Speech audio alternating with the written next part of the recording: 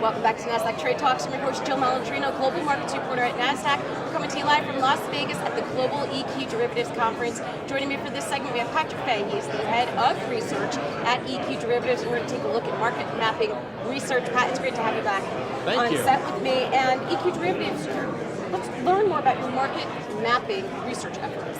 Okay, so what we do is every year we take a look at what buy-siders are doing. And we do this through questionnaires, interviews, we talk to people at this conference, and we get a real solid data set across all institutional buy-siders on what strategies they're using, what products they're using, why are they doing it, what would they rather see happen.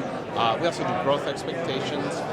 So it's a real exciting piece of research, and we've got now 4 years worth of data that we can leverage and answer a lot of questions. So what's the plans for the data and the reports that you accumulated this year? So this year we're doing 2 reports in the first half. And the first one is alternative risk premia. Alternative risk premia is a very complicated new strategy, came out of the Nordics post-financial crash, so it takes asset classes, about 5 or 6 asset classes, and all the premia that can be harvested out of it, and using derivatives to accomplish that. So what we do is we look into what asset owners and asset managers are doing in this space. It's, I wouldn't call it nascent, but it's small and growing, so that's the first report. The second report, which will come out, I'm thinking in August, will be the volatility and equity derivatives market mapping report, which is really the bread and butter of this conference. This is what everyone here is talking about today, and it's kind of exciting. It is exciting. Now, what's different from this year's data set as compared to last year? So what we're finding out this year is that global growth expectations have fallen significantly. And I think that's due to the tough year last year.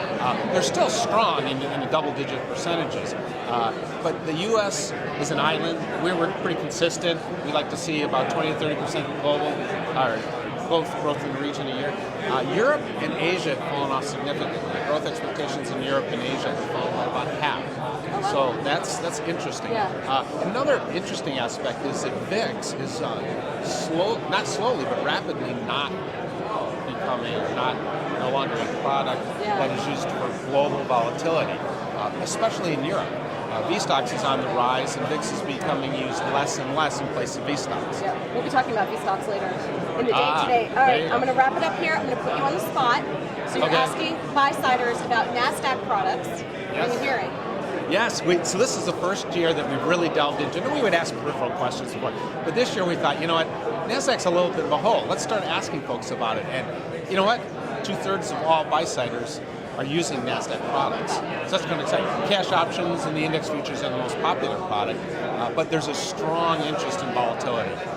Over 40% of the people using Nasdaq products on the institutional side really would like to see an active volatility product. So I think there's an opportunity there. That is exciting. I would love to see it too and cover it. Thank you so much, Pat, as always, for joining me. And thanks for joining us throughout the day on Trade Talks at EQD. I'm Jill Malandrino, Global Markets Reporter at Nasdaq.